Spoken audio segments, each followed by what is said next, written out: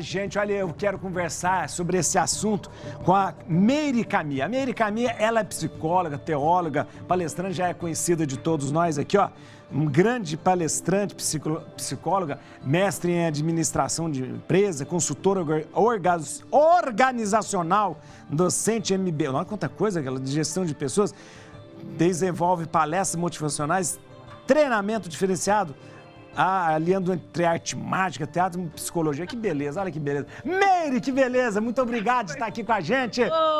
Ai, Padre Juarez, olha, que alegria estar aqui com você hoje. Estou muito feliz. Estou muito feliz também. Quando a gente pensou assim, a gente falou, a gente vai fazer o primeiro programa do ano e o programa tem que falar sobre alegria, sobre esperança. Aí a primeira pessoa que veio na cabeça, quem foi? Meire, pronto, tinha que ser. Eba!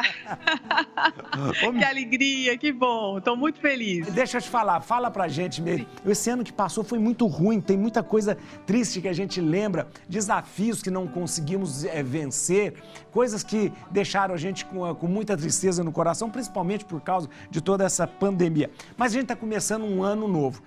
Tem uma maneira da gente programar, né, o nosso coração, a nossa mente, a nossa vida, para que a gente possa ver pelo menos algo diferente nesse ano que começa, Meire?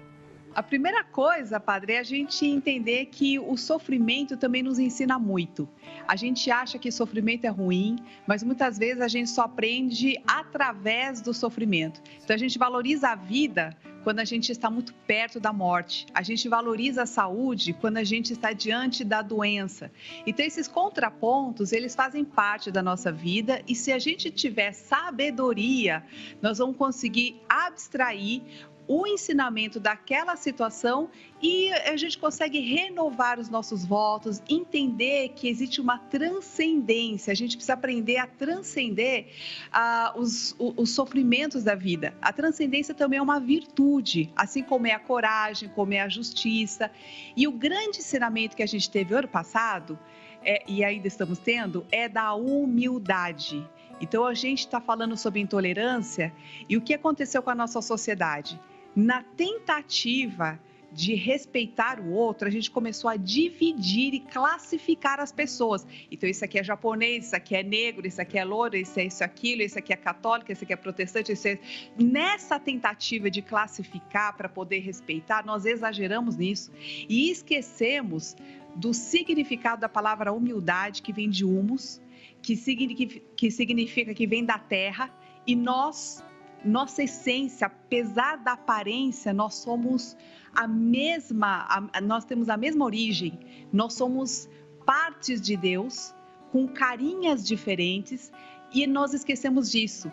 Então, nós esquecemos que da terra nós viemos e vamos embora através dessa terra, somos iguais. Então, a intolerância, ela vem justamente dessa cegueira e desse engano, da gente achar que nós somos diferentes e nós não somos no fundo. Então, nessa tentativa de classificação, que o ser humano, olha o que a gente fez. A gente começou a competir um com o outro. Eu fiz um cercado na minha casa, olha só, a gente botou muros na casa, a gente se protegeu dentro da casa e a partir do momento em que eu coloco a minha casa como a minha proteção, uma barreira, eu já criei inimigos no mundo inteiro porque todo mundo virou meu inimigo. Eu começo a ter medo das pessoas, né? Então, esse movimento psicológico aconteceu no mundo inteiro, é por essa razão que as doenças mentais relacionadas à ansiedade, à depressão, ela tem aumentado muito em todo o mundo, não é uma coisa que está acontecendo só aqui no Brasil, não, é no mundo inteiro, mas porque está faltando confiança na vida e nas pessoas. Nós passamos a desconfiar dos nossos irmãos, dos nossos semelhantes. A gente começa a achar que todo mundo é um estrangeiro e se são estrangeiros, então eles são inimigos. Então, olha, a intolerância, ela vem disso, de uma competição, de eu achar que o meu Deus é melhor do que o dos outros, que o meu partido político é melhor do que o dos outros, que eu estou certa e o restante está errado, e que o mundo tem que mudar e não eu. Olha que prepotência e arrogância que nós chegamos pensando nesse nível da competição. E Isso é totalmente contra, padre, a evolução, inclusive, do ser humano. Você sabe que o nosso cérebro, ele só evoluiu do jeito que está hoje pela cooperação, porque nós vivemos agregados, porque um ajuda o outro, sem o outro a gente não desenvolve. E o que nós estamos fazendo hoje é caminhando totalmente ao contrário, achando que sozinho a gente faz alguma coisa, a gente não faz, a gente precisa do outro. Então a gente precisa ter esse sentimento de cooperação, de colaboração.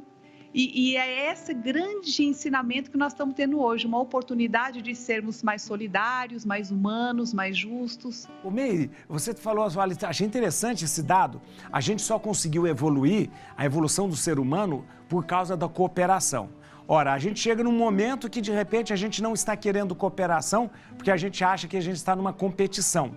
E aí, Claro. aí o que acontece? Na verdade, há um risco muito grande de regredirmos, então. Sim, e é por isso que sofremos.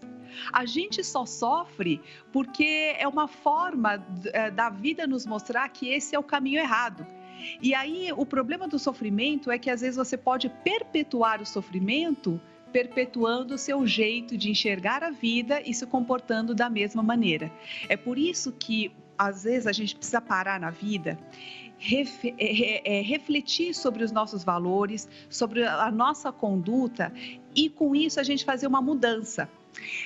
Não tem como a gente conseguir um resultado diferente fazendo a mesma coisa, então a gente tem que ver quantas vezes eu preciso fazer o mesmo erro para ver que aquilo ali não dá certo.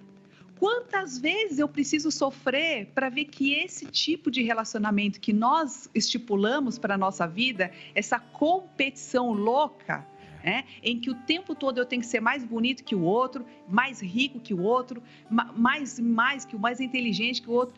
Mas que maluquice é essa, né? E sendo que nos falta o essencial, que é ser humano. Nós estamos sendo tudo menos humanos, uns com os outros.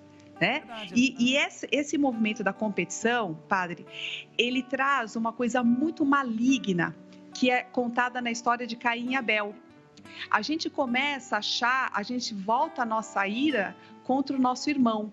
Por quê? Quando eu tenho essa sensação de falta de confiança, é porque eu não confio em Deus. Então, Caim, ele não confiava no amor de Deus e tudo que ele fazia era para ser mais abençoado que o irmão. A hora que o irmão, que é Abel, consegue os louros que ele não consegue, ele se revolta contra quem? Contra o seu semelhante. E é o que a gente está fazendo. Como a gente não confia na vida, a gente trabalha e a pessoa fala assim: poxa, eu sou honesto, eu trabalho, eu faço tudo direito e a minha vida está uma porcaria. Então essa revolta com relação à vida traz uma falta de fé. E isso faz com que eu me revolte contra quem? Contra as instituições, contra os partidos políticos, contra a religião, e no final das contas, isso tudo é o quê? É uma revolta contra Deus, é uma revolta contra a vida. Então eu acabo atacando as pessoas, na verdade, para esconder uma super insegurança, uma baixa autoestima que eu tenho dentro de mim. E qual que é a grande lição da história de Caim e Abel? É que se faça a vida da melhor forma possível, porque assim tem que ser.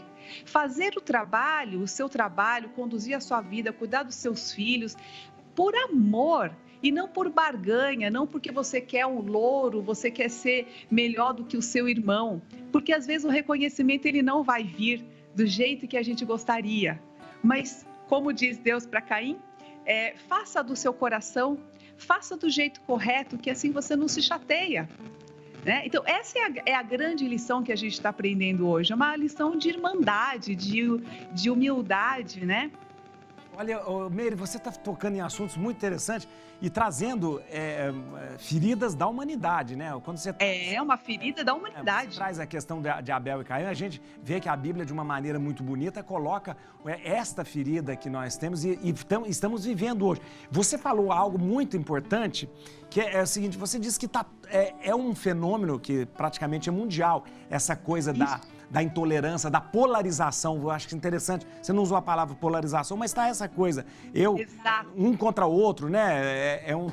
Virou essa coisa de um contra o outro. E isso existe alguma raiz? Por que de repente nós vivemos um tempo dos anos 70 que a gente queria ser hippie, depois dos anos 80 que a gente queria ficar todo mundo junto, depois dos anos 90 que a gente esperava um novo tempo, e de repente nós estamos hoje em 2020 querendo ser sozinho? Por que isso aconteceu? 2021 a gente quer ficar sozinho, não quer mais viver em comunidade, não quer mais separar nada, cada um com seu celular. Por que houve algum erro em algum lugar? O que foi isso? Não, eu acho que nós estamos evoluindo. E o desafio, que cada época ela vai ter o seu desafio. E o desafio do momento é esse. Por exemplo, nós tivemos assim uma gana por liberdade. Quando a vida nos trouxe a liberdade, a gente se assustou. Porque liberdade significa responsabilidade. Isso mesmo. E aí a gente fala, agora que eu tenho essa liberdade toda, eu vou fazer o que com ela? Então, a gente está com muita dificuldade em amadurecer. Então, essa liberdade, ela só vai ser bem vivida com responsabilidade. Isso significa se empoderar. Se empoderar é se responsabilizar mesmo pela sua conduta, parar de ser falso, parar de mentir para si mesmo, porque às vezes a gente não se posiciona na vida porque é fácil você esperar que o outro tome decisões na vida, fingir que não vê, porque muitas vezes a gente se omite de algumas situações que são importantes, fingindo que aquele problema não existe. Então a gente tem que parar um pouco de ser hipócrita. Essa que é a questão. Às vezes a gente fala e mente para si mesmo, né? Por exemplo, a pessoa em pequenos compromissos, do tipo assim, eu vou fazer minha ginástica hoje. Aí ela inventa uma desculpa para ela mesma, para não ir. Fala assim, não tive tempo. Ela sabe no fundo que ela teve tempo. Ela mente para ela mesma. Então, ela não assume nem a liberdade e nem a responsabilidade diante da própria vida. E a vida está escancarando isso para a gente. A gente não consegue mais colocar o peso da nossa existência nas costas dos outros. Não dá mais. É verdade. Então, a vida está ensinando. Galera, é o seguinte, cada um assumindo o seu peso da existência.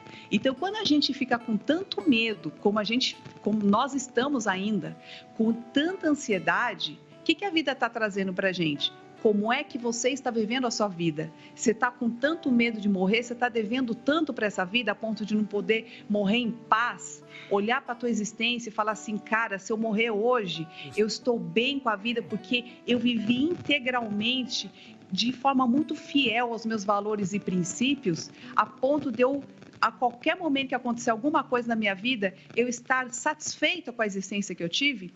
Se eu não tenho essa paz de espírito dentro de mim, é porque eu, de alguma forma, estou vivendo a minha vida de uma forma incoerente. Então, o que a gente precisa é ter coerência, parar de mentir para si, sabe? Viver a verdade. Então, por exemplo, a gente diz assim, eu quero um mundo de paz. Eu falo assim, eu quero um mundo de paz.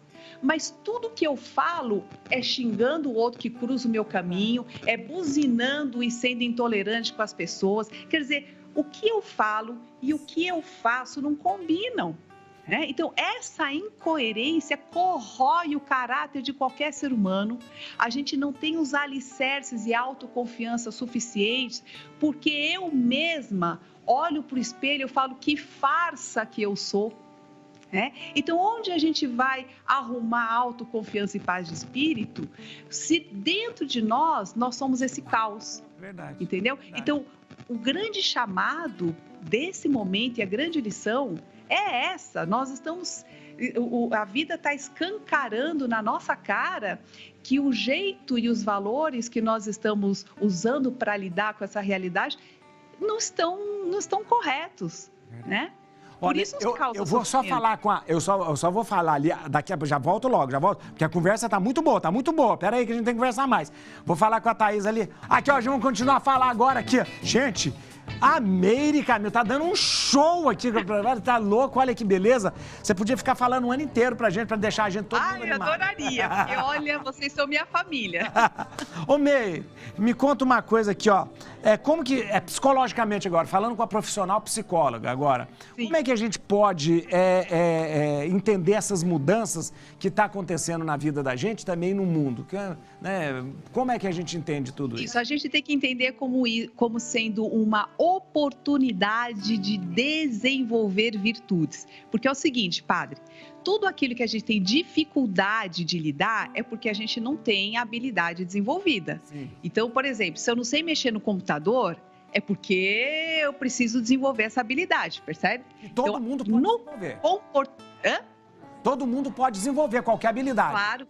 E no comportamento é igual. Vamos supor que você tem um grande amigo e você vai super bem com ele, vocês conversam, dá super bem. Mas tem uma pessoa que você não vai muito bem, porque o jeito que você conversa parece que a pessoa não entende, né? Vocês têm mais atritos. Por quê? Porque às vezes você não desenvolveu uma habilidade melhor com aquela outra pessoa e aquela pessoa te tira da zona de conforto. Ou seja, o seu jeito de lidar com as pessoas não funciona com aquela pessoa. Então, a mesma coisa funciona com a questão da intolerância, da impaciência. As pessoas que, principalmente família, né? Ela vai sempre trazer para você tudo aquilo que você ainda não tem desenvolvido, que é falta de paciência. Quando você fala assim, haja paciência com a minha mãe, é porque você não tem paciência. É só por isso você se irrita, porque você não tem, né? Então a gente sempre tem que parar de culpar o outro e olhar para si. Tem 3 diquinhas assim bem práticas para a gente enfrentar essas dificuldades, né? Então a primeira coisa é trabalhar a humildade, é uma virtude, gente. Então, humildade, ela não tem a ver com pobreza, com sofrimento, nada disso. A humildade, ela tem a ver com a gente enxergar o ser humano nas outras pessoas. Então, imagina que Deus seja um oceano e cada um de nós seja uma gotinha nesse oceano que vai compor esse oceano bonito de amor, de paz, de saúde, de energia, de tudo de bom. E você faz parte, é uma gotinha que faz parte disso. Se você fizer uma meditação, uma oração pensando assim e deixando-se diluir, como se você fosse uma gotinha que você pinga lá e você dilui. Olha, eu te garanto, acaba todo o seu medo e essa parte, inclusive, ela até relaxa, porque parou a competição. Você está entre iguais, você está entre os seus familiares. Então, a primeira coisa é a gente parar de enxergar o outro como sendo um diferente. Então, essa ênfase na diferença é que traz a intolerância, porque isso traz o time. Você divide as pessoas e um acaba tendo que ser melhor do que o outro. Isso é a base da intolerância, tá? Quando você compara um com o outro, vem o quê? A inveja. Naturalmente, a inveja ela nasce da competição. Então, a segunda coisa que a gente precisa aprender é gratidão. Quando a gente agradece aquilo que a gente tem, a gratidão ela se torna uma blindagem contra a intolerância. Por quê? Porque eu começo a perceber que eu tenho, que eu também fui abençoada. Não é só o outro que é abençoado, que tem sorte na vida, não. Eu também tenho. Então, aí para a minha rixa com a vida, porque eu começo a ver que eu não fui abandonada, eu não estou desamparada por Deus. A vida também traz coisa bacana para mim. Então, eu não preciso mais brigar e ficar com essa raiva imensa da vida, que é o que também está na raiz do processo de intolerância. A terceira coisa é que a gente precisa aumentar a nossa autoconfiança. Então, como é que a gente faz isso? Trabalhando a integridade entre aquilo que eu penso que é ser um ser humano melhor, entre aquilo que eu falo para as pessoas e aquilo que eu efetivamente faço. E a forma como eu me sinto. Isso tudo tem que estar integrado. Então, quando eu digo assim, quero um mundo de amor, o que sai da minha boca? Eu saio só reclamação ou eu saio coisas que vão melhorar o ambiente à minha volta? Então, quando eu estou no ambiente e saio desse ambiente, o ambiente ficou melhor ou ficou pior com a minha presença? Sabe, eu fui um carregador de coisas positivas ou negativas? Eu estou carregando o quê? Boas notícias ou más notícias? E eu faço parte de que corrente? Por exemplo, no próprio WhatsApp. O que eu passo de informação para os meus amigos? Então, assim, você está sendo uma corrente que vai gerar coisa positiva ou coisa negativa, que vai aumentar o medo das pessoas, que vai aumentar a chateação e a desesperança nas pessoas. Então, você tem que ter consciência disso, tá? Isso é o empoderamento, né? E outra, parar de ser uma fraude. Então, não mente mais para você e tenha coragem de defender um ponto de vista. tenha responsabilidade para desenvolver aquilo que você precisa. Então, por exemplo, tem gente que fala assim, vive no mundo da fantasia. Existe uma diferença entre imaginação e fantasia. Imaginação, ela treina você para ação. Ela ajuda você a planejar, você imagina você concretizando aquela ação, você cria uma estratégia. Agora, a fantasia por si só, ela é aquele sonho que você senta no sofá e você fala, eu gostaria de fazer tal coisa, mas você não tem pretensão nenhuma de levantar do sofá e ir lá e fazer. Então, as pessoas que trabalham só na fantasia não são pessoas maduras. Então, ela precisa ajustar essa conduta. Então, se você quer emagrecer, saiba que você tem que fazer sacrifícios. Se você precisa melhorar a tua saúde, você tem que fazer sacrifícios Sacrifício não é sofrimento. Sacrifício é algo que você faz beneficiando, pensando num futuro melhor. Então, eu sacrifico a minha vontade de comer doce hoje porque o diabetes está muito alto, então eu sacrifico isso para um bem maior lá na frente. Então, esse tipo de conduta, padre, que é o que a gente precisa aprender para a gente ter paz interna, porque quando eu tenho paz interna, obviamente, a paz externa acontece, né? May, eu estou muito feliz mesmo com a sua presença, porque é a melhor maneira da gente começar esse ano. Muito obrigado, quero lhe agradecer demais. É claro que você vai voltar várias vezes aqui. Eu quero chamar o pessoal para o meu grupo no Telegram, por favor. No Telegram? No Telegram, gente, baixa o aplicativo gratuito, é Meire Camia Ser Sucesso. Todo dia tem coisa nova lá. E no Instagram também tá como Meire Camia. E quem quiser, eu vou abrir, padre, aqui no programa, 4 aulas gratuitas sobre inteligência emocional. Que beleza. Então, essas aulas fazem parte do meu processo de mentoria. São 26 vídeos, mas eu estou disponibilizando 4 sobre inteligência emocional gratuita. Manda um e-mail para atendimento@meiricamia.com. Ótimo. Que aí a gente cadastra na plataforma. Vou repetir aqui, o site é meiricamia.com, é o site. Você pode entrar também pelo Instagram, @meiricamia. Você pode usar o e-mail atendimento@meiricamia.com e no Telegram agora também.